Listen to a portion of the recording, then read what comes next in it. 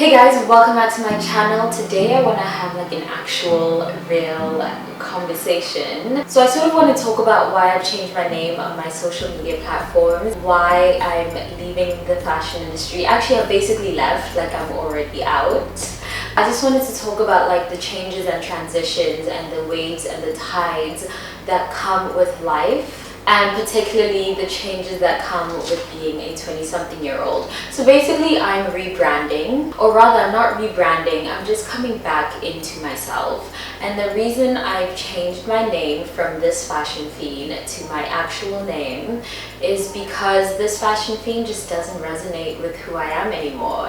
When I started, blogging, when I started this journey, I was really keen on working in fashion. My major goal was to work in fashion, and then to be a blogger, and then it was to just be a creative director, and then it was to be a photographer, and it was very much oriented around fashion. So what I'm realizing right now is that I've basically outgrown the fashion industry. I've outgrown the name ThisFashionFiend, and so I just want my name to also be representative of my brand, which is me in my entirety, as a personality, as a human being, as a soul, as a celestial being, and not me as a fashion person. So adulthood has been ruining me, to put it lightly. I have been going through the most anxious transition and like all of the growing pains, because that's just what happens. And one thing that I'm realizing is that in order to grow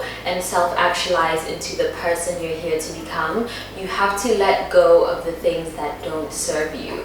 And so one of those things for me was my career. Another reason it's really hard to transition into doing something that you really want to do is because you look around you and you see all these people making money off of selling fit tea, but then you just know that like that's just not what's going to be fulfilling for you. But it's still hard to make that switch because you see what everyone else is doing and you think everyone else is, oh my god, so lit, but like, what are you doing, And that kind of negative self-talk and that kind of media diet can really drive you mad. Speaking from experience, one thing that I've learned this year is that the most important thing you can do is to live with intention. And that's just like a fancy way of saying really have a reason and a strong why for doing the things that you want to do. Because we talk a lot about the law of cause and effect, but we don't really talk about intention, which is wild because your intention will show up in your effect even more than the cause will. Another thing that I've started doing is I'm no longer chasing my passion. Like, I'm all for passion and living a passionate life, like don't get me wrong, I'm all for it. However, I've divested from this idea of chasing your passion, and instead what I'm more focused on now is chasing my curiosity. The reason for that is because your passion is this distant goal that's so far in the future and it can feel so inaccessible. And once you get to that goal, you'll be like, oh, now what?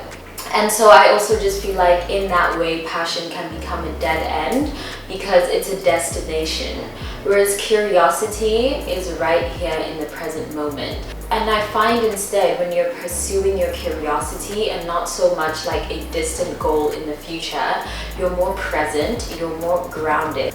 And also your life just doesn't feel like it's falling apart. If you, like me, are one of those people that has more than one passion, or are one of those people whose passion is constantly changing because that's just what happens when you grow and evolve as a human being, then I would encourage you to actually think about what is it that you're actually curious about. And what I love about curiosity is that it's always expanding, it's always expansive. You'll never run out of things to be curious about. And so if you're just literally following that and you have no idea what your passion is, your curiosity will eventually lead you to your passion. Anyway, I don't want this to be a really long video, but I just want to say this is not to discourage anyone from pursuing fashion.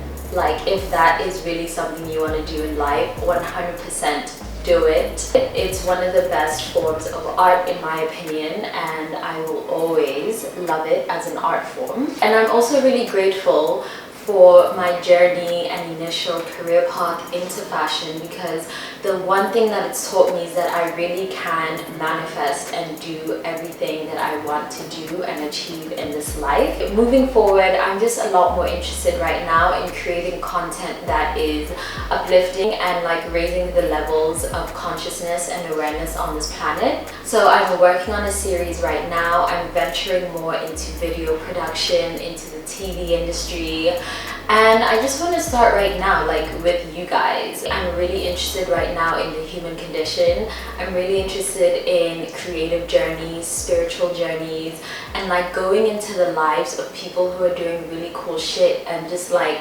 learning about how they do it, why they do it, just, you know, all of that. I want to know from you guys, what kind of content do you think the world needs right now? Like, it doesn't even necessarily need to be from me. Or what type of content do you think you would like to see? Because I'm also getting kind of bored of social media, like especially Instagram, you know? I feel like we should create just something like cool and new and like interesting and compelling. So let me know in the comment section below. All that to say, I'm still gonna be in these streets, like I'm still on social media, I'm still the same person, just a lot more expansive and a lot more liberated. My content has and will change a little, but that's not to say that I've completely like divested from everything else that I've done within the fashion realm. But let me know in the comment section below what else you'd like to see, which of my videos are your faves.